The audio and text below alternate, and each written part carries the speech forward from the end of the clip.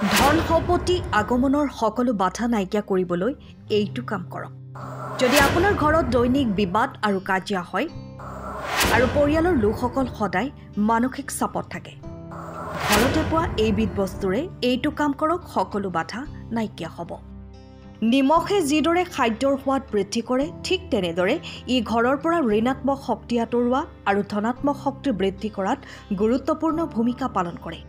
নিমখৰ উৎপত্তি সাগৰৰ পৰা হয়, সেয়েহে ই লক্ষ্মী দেৱীৰ লগতে জড়িত।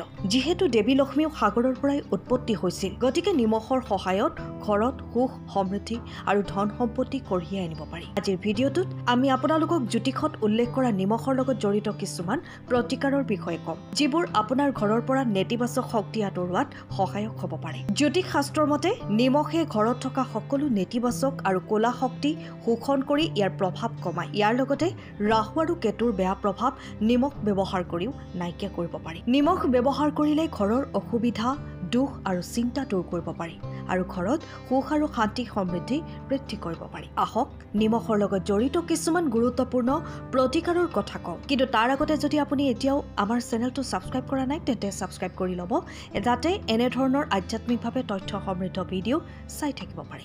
প্ৰথম সমাধান হ'ল ৰঙা কাপোৰ এখনত নিমখ বান্ধি ঘৰৰ মূল প্ৰৱেশদ্বাৰত ওলোমাই থ'ব। এই কাম কৰিলে ঋণাত্মক শক্তি ঘৰত প্ৰৱেশ নকৰে।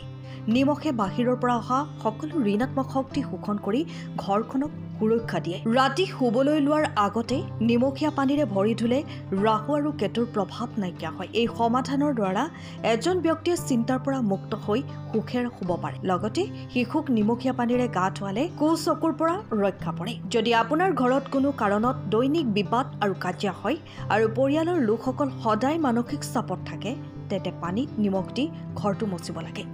এনে কৰিলে ঘৰৰ ঋণাত্মক শক্তি নাইকিয়া হ'ব আৰু ঘৰত শান্তি বিৰাজ হ'ব। যদি আপুনি প্ৰতিদিনে এই কাম কৰিব নোৱাৰে, তেন্তে অন্ততঃ মঙলবাৰে এই প্ৰতিকাৰ কৰক। মনত ৰাখিব যে ঘৰত কেতিয়াও ষ্টীল বা লোহাৰ পাত্ৰত নিমখ নাৰাখিব। সদায় কাঁচৰ পাত্ৰত নিমখ ৰাখিব লাগে।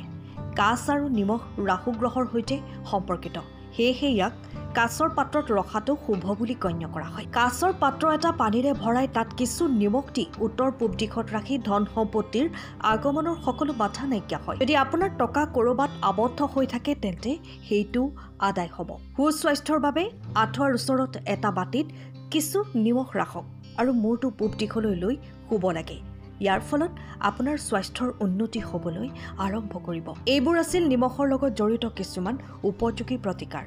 ভিডিঅ'টো ভাল লাগিলে লাইক কৰিব, লগতে কমেণ্টত জয় মা লক্ষ্মী লিখিব আৰু আমাৰ চেনেলটো ছাবস্ক্ৰাইব কৰিবলৈ নাপাহৰিব। ধন্যবাদ। আপুনি এটি আধুনিক, মজবুত আৰু সুন্দৰ ঘৰ নিৰ্মাণৰ পৰিকল্পনা কৰিছে নেকি? আপুনি মিস্ত্ৰীৰ কামত অসন্তুষ্ট নেকি? কাম নিৰীক্ষণ কৰি থাকিবলৈ আপোনাৰ সময়ৰ অভাৱ নেকি? কোনো চিন্তা নোহোৱাকৈ নিৰাপদ আৰু উন্নত মানদণ্ডৰ ঘৰ এটি সাজি দিয়া বিশ্বাসযোগ্য কোম্পানী বিচাৰিছে নেকি? সৃজন কনষ্ট্ৰাকশ্যন হ'ব আপোনাৰ বাবে উত্তম নিৰ্বাচন। আপোনাৰ সপোনৰ ঘৰটো সাজি উলিওৱা আমাৰ দায়িত্ব।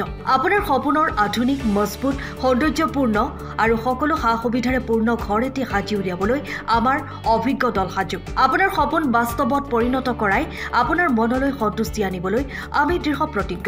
আপোনাক গৃহ প্ৰৱেশ কৰিব পৰালৈকে সকলোবোৰ কাম সামৰি আপোনাক এটি সুন্দৰ ঘৰ সাজি দিয়াৰ দায়িত্ব আমাৰ। আপোনাৰ সপোনৰ ঘৰ নিৰ্মাণৰ প্ৰথম পৰ্যায়ৰ পৰা শেষৰ প্ৰলেপ পৰ্যন্ত সকলো কাম আমাৰ দ্বাৰা সুসম্পন্ন হ'ব।